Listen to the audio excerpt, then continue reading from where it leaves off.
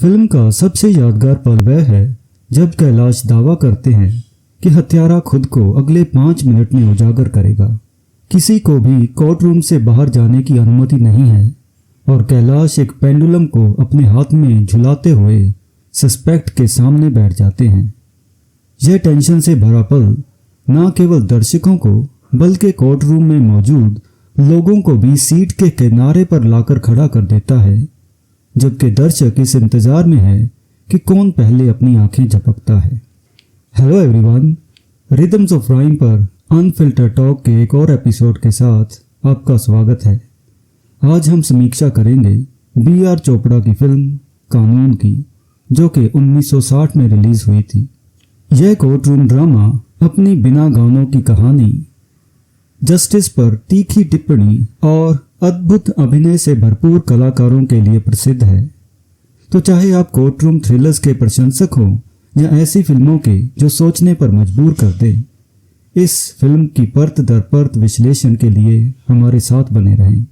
कानून एक रोमांचक कोर्ट रूम ड्रामा है जिसकी शुरुआत गणपत की चौंकाने वाली हत्या और कालिदास यानी जीवन की गिरफ्तारी से होती है।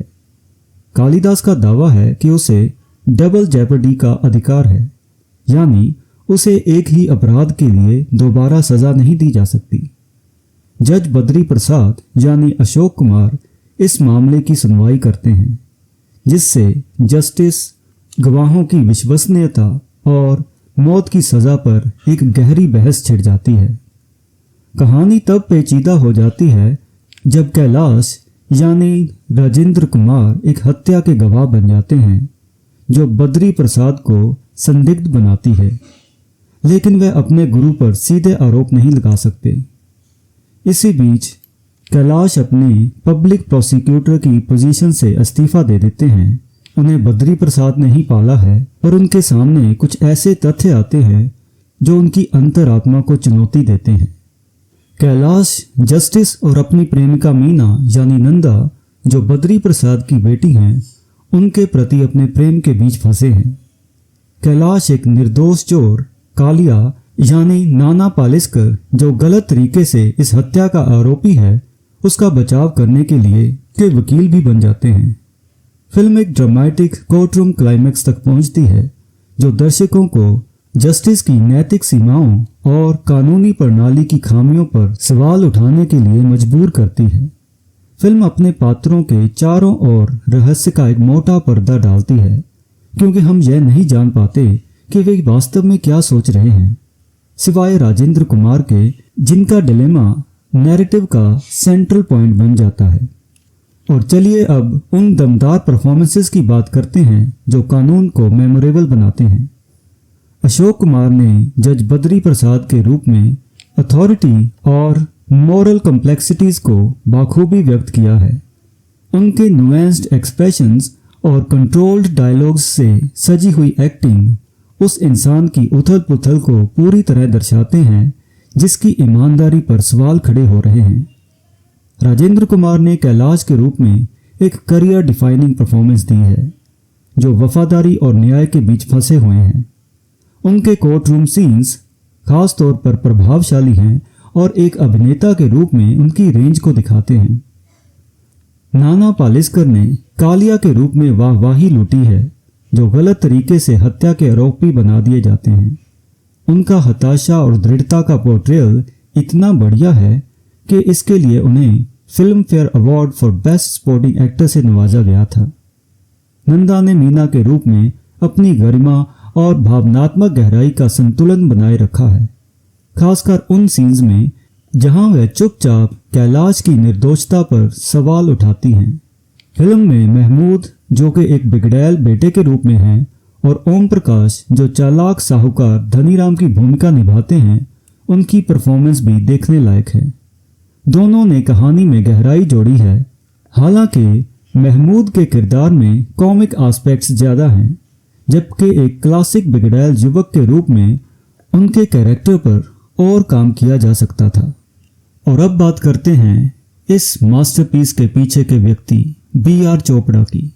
सामाजिक रूप से प्रासंगिक फिल्मों के लिए प्रसिद्ध बी.आर. चोपड़ा ने कानून को ड्रामा, सस्पेंस और मोरल एक्सप्लोरेशन के सही मिक्सचर के साथ तैयार किया है। सीजे पावरी द्वारा लिखित स्क्रीन प्ले कसा हुआ और परतदार है।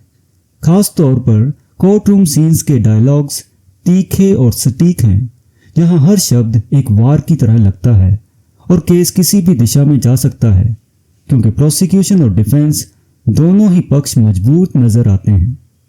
चोपड़ा का गानों को हटाने का निर्णय क्रांतिकारी था, जिससे पूरी तरह कहानी और पात्रों पर ध्यान केंद्रित किया जा सका। कानून यह दिखाने का एक सबसे अच्छा उदाहरण है कि टेक्निकल एक्सपर्टीज किस तरीके से कहानी को ऊंचा उठाने में मदद करते हैं। एन मल्होत्रा की सिनेमेटोग्राफी शैडोज और फ्रेमिंग का उपयोग करके टेंशन क्रिएट करती है।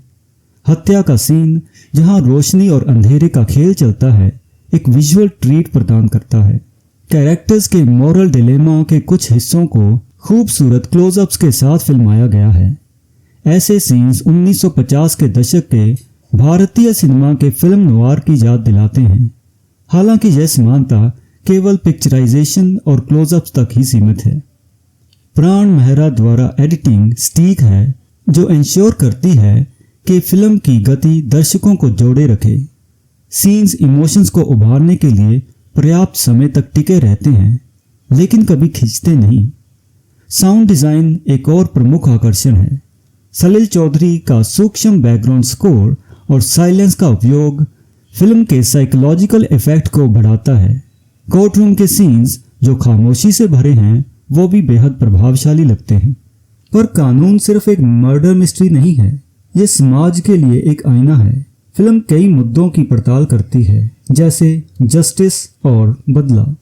यह सवाल उठाती है कि मौत की सजा दिया जाना क्या न्याय करता है या केवल बदला लेने की इच्छा को ही संतुष्ट कर पाता है।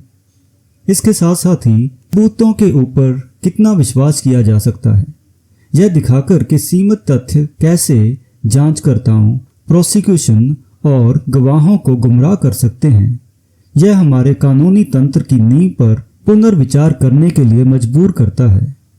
फिर फिल्म अपने कैरेक्टर्स के इंटरनल स्ट्रगल्स को शानदार ढंग से पकड़ती है, विशेष रूप से कैलाश, जो अपनी अंतरात्मा की आवाज और वफादारी के बीच में फंसा हुआ है। और एक और मुद्दा, सोशल हायरार्कीज का।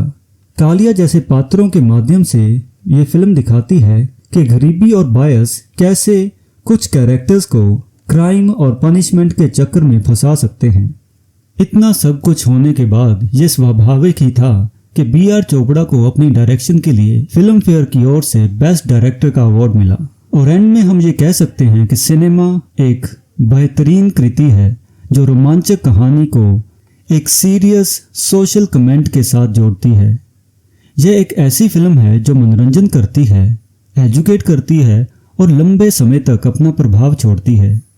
और आज के अनफिल्टर टॉक में बस इतना ही। आपको कानून कैसी लगी? क्या आप इस फिल्म के जस्टिस और मोरालिटी के पॉइंट ऑफ व्यू से सहमत हैं? नीचे कमेंट्स में अपने विचार साझा करें और रिदम्स ऑफ राइम को लाइक, शेयर और सब्सक्राइब करना ना भूलें, ताकि आप इस जैसे और वीडियोस भी देख सकें। And until next time, good bye and thank you.